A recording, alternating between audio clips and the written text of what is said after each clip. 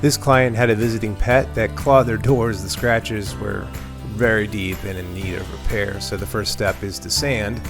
First using 80 grit sandpaper, which is great for removing the original clear coat and stain. You'll continue with 120, then 220 grit, which helps to transition in the new stain.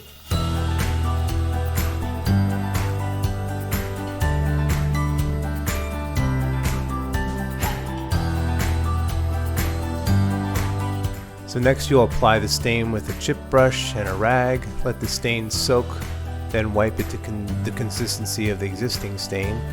Once the stain has dried, apply your first coat of polyurethane.